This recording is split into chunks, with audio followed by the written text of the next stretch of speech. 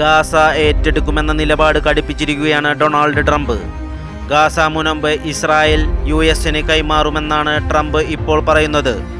ഇതിനു പിന്നാലെ പാലസ്തീനികളെ പുനരധിവസിപ്പിക്കുമെന്നും ഇതിന് യുഎസ് സൈന്യത്തിൻ്റെ സഹായം ആവശ്യമില്ല എന്ന ധ്വനിയിൽ ട്രംപ് പറഞ്ഞിരിക്കുന്നത്.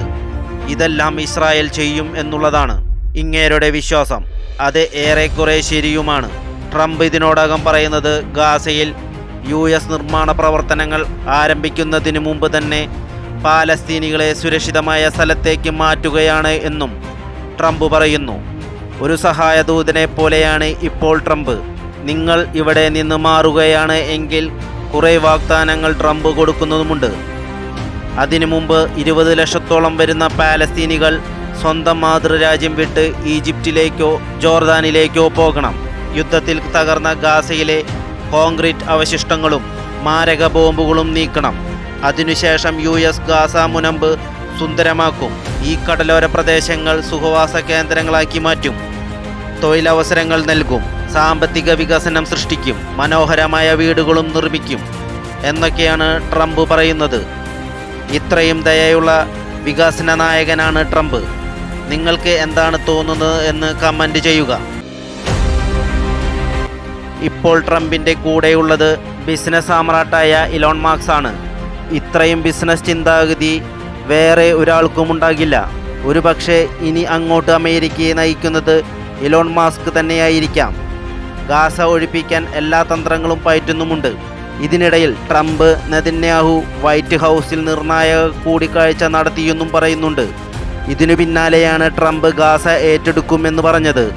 ഗാസയിൽ നിന്ന് പാലസ്തീൻകാരെ ഒഴിപ്പിക്കുവാനുള്ള ഒരുക്കങ്ങൾ ഇസ്രായേൽ തുടങ്ങി. അന്താരാഷ്ട്ര സമൂഹം ശക്തമായി എതിർപ്പ് ഉള്ളപ്പോഴാണ് ഇസ്രായേൽ ഭരണകൂടത്തിൻ്റെ ഈ നീക്കം എന്നും ചില മാധ്യമങ്ങൾ പറയുന്നുണ്ട്.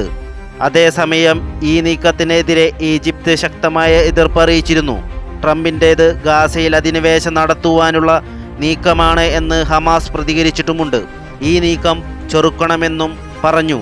എന്നാൽ പുനർനിർമ്മാണത്തിൻ്റെ ഭാഗമായി പാലസ്തീൻകാരെ ഗാസയിൽ നിന്ന് താൽക്കാലികമായി മാറ്റുകയാണ് എന്ന് ട്രംപിൻ്റെ പദ്ധതിയെന്ന് യുഎസ് വിദേശകാര്യ സെക്രട്ടറി മാർക്കോ റൂബിയോ വ്യാഴാഴ്ച പറഞ്ഞിരുന്നു. ട്രംപിൻ്റെ ഈ നിർദ്ദേശത്തെ ഇസ്രായേൽ പ്രധാനമന്ത്രി ബെഞ്ചമിൻ നെതന്യാഹു രണ്ടു കൈയും നീട്ടി സ്വാഗതം ചെയ്യുകയാണ്. എന്നാൽ പശ്ചിമേഷ്യയിലെ സ്ഥിതി കൂടുതൽ കലുഷിതമാവുകയാണ്.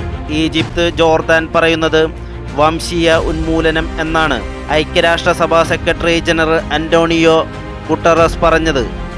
ഇതിനുശേഷം ഗാസ ഏറ്റെടുക്കാൻ യുഎസ് സൈനികരുടെ ആവശ്യം വരില്ല എന്നും ഇസ്രായേൽ പ്രദേശം തങ്ങൾക്ക് തരുമെന്നും ഒരു ഭീഷണിയുടെ സ്വരത്തിൽ ഡൊണാൾഡ് ട്രംപ് പറയുകയും ചെയ്തിട്ടുണ്ട്. ഇതിനെതിരെ റഷ്യ, ചൈന, തുർക്കി, ഫ്രാൻസ്, UK, ബ്രസീൽ, ഓസ്ട്രേലിയ തുടങ്ങിയ രാജ്യങ്ങൾ ട്രംപിനെതിരെ അണിനിരക്കുകയും ചെയ്തിട്ടുണ്ട്.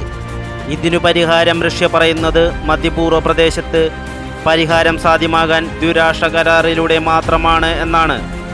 ഒരു ജനതയ്ക്കു നേരെ കൂട്ടായ ശിക്ഷാനയം പ്രയോഗിക്കുന്നതിനോട് റഷ്യയ്ക്ക് യോജിപ്പില്ല എന്നും പറയുന്നു.